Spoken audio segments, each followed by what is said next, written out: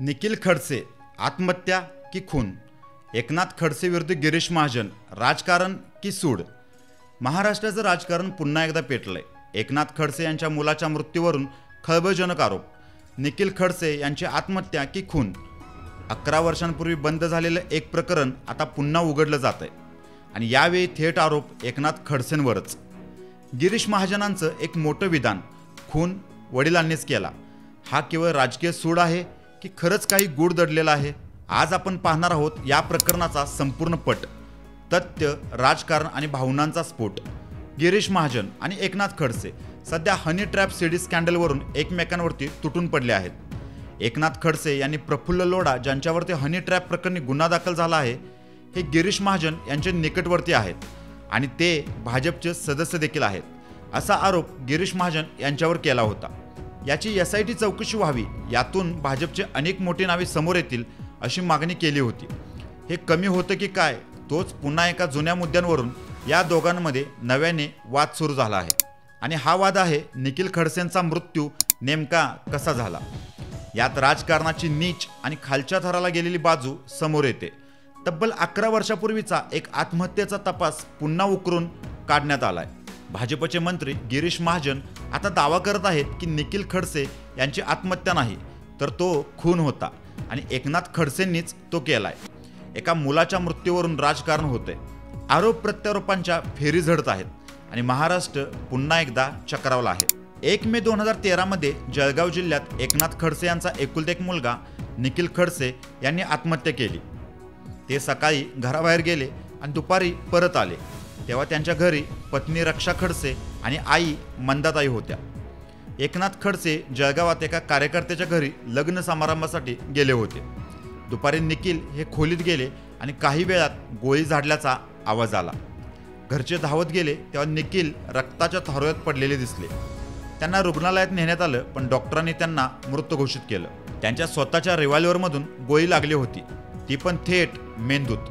त्यामुळे त्यांचा मृत्यू तात्काळ झाला. पोलीस तपासात ही आत्महत्या असल्याचं निष्पन्न झालं. निखिल काही काळ पाठ आणि मानेच्या दुखण्याने त्रस्त होते.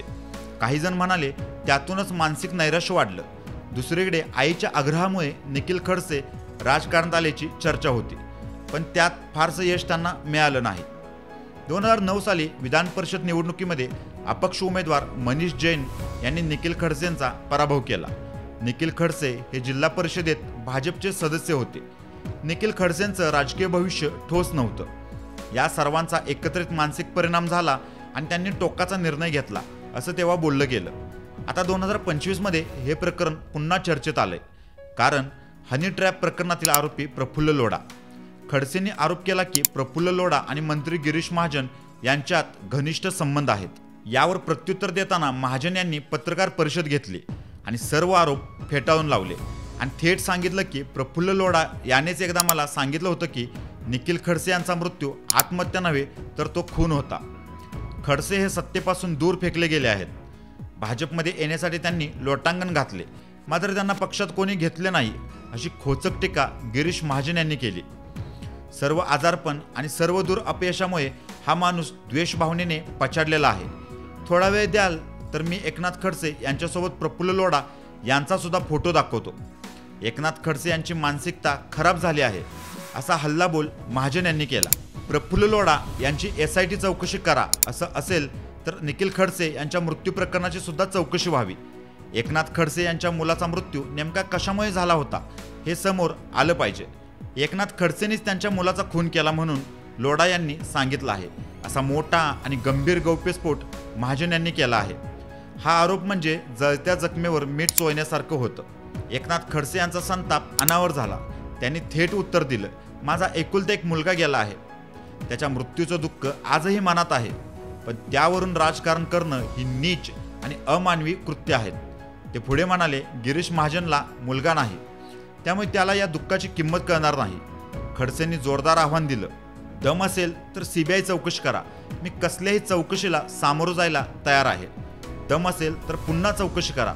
खरं काय ते जगासमोर येईल, असं खुलं आव्हान एकनाथ खडसे यांनी महाजन यांना दिलं आहे. मलाही तुमच्या घरातल्या बऱ्याच गोष्टी माहिती आहेत, मीही त्या बोलू शकतो, असा इशारा खडसे यांनी महाजनांना दिला आहे.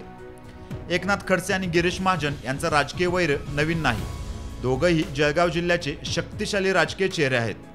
एकेकाळी दोघं भाजपमध्ये होते, पण नंतर खडसे पक्षातून बाहेर फेकले गेले आणि त्यांनी राष्ट्रवादी काँग्रेसचा हात धरला. तेव्हापासून हे वैर वैयक्तिक पातळीवरती गेलं.